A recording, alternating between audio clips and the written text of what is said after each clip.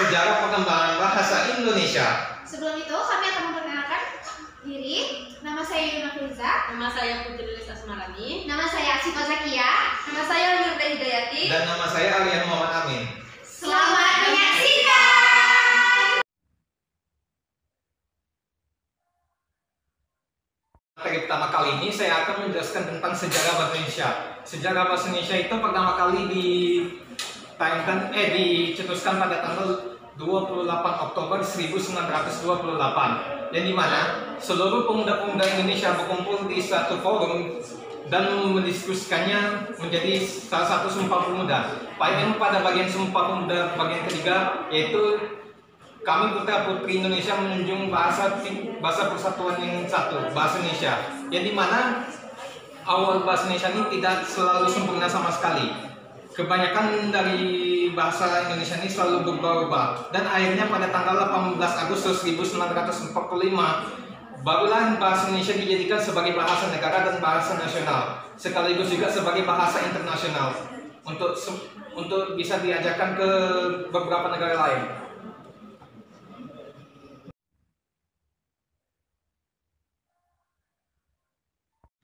Oke, saya akan menjelaskan tentang bahasa Melayu sebagai dasar bahasa Indonesia. Bahasa Melayu sangat erat kaitannya dengan bahasa Indonesia, karena sejak dahulu bahasa Melayu sudah digunakan oleh masyarakat kita untuk bahasa perantara atau bahasa pergaulan di lingkungan masyarakat. Oleh karena itu, dasar bahasa Indonesia itu berasal dari bahasa Melayu.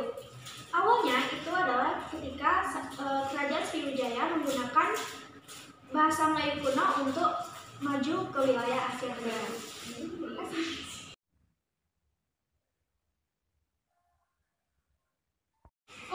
Baiklah, saya akan menjelaskan tentang fungsi bahasa Melayu. Yang pertama yaitu sebagai bahasa kebudayaan.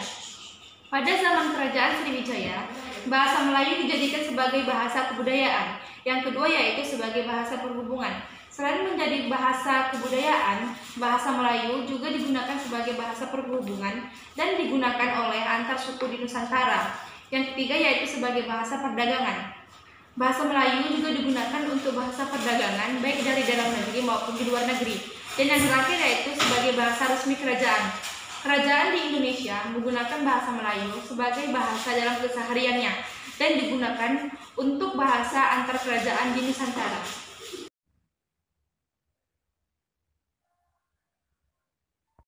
Perkembangan bahasa Melayu semakin besar hingga bahasa ini dijadikan sebagai bahasa Indonesia, dan oleh karena itu terdapat 4 faktor yang menyebabkan bahasa Melayu sebagai bahasa Indonesia. Seperti yang kita ketahui, dari dahulu bahasa Melayu digunakan sebagai bahasa pengantar di Indonesia, dan bahasa Melayu memiliki sistem yang sederhana sehingga mudah dipahami dan dipelajari. Dan suku-suku di Indonesia mengakui dan menerima bahasa Melayu sebagai bahasa Indonesia dan sebagai dasar bahasa Indonesia. Dan bahasa Melayu memiliki kemampuan sebagai bahasa kebudayaan.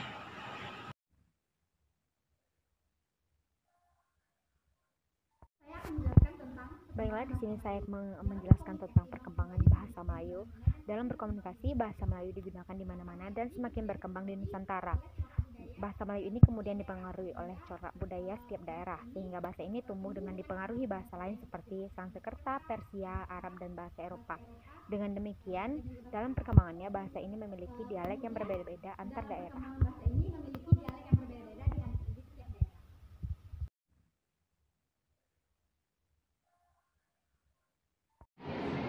Saya akan menjelaskan tentang perkembangan bahasa Indonesia. Sejarah bahasa Indonesia berawal dari bahasa Melayu yang disahkan menjadi bahasa persatuan ketika Sumpah Pemuda pada tahun 1928. Perkembangan bahasa Indonesia didorong oleh kebangkitan nasional, di mana di dalamnya terdapat peranan-peranan penting pada kegiatan politik, perdagangan, surat kabar, maupun memodernkan bahasa Indonesia. Kemudian, pada tanggal 17 Agustus 1945, bahasa Indonesia dikukuhkan sebagai bahasa negara yang memiliki kedudukan dan fungsi yang paling tinggi.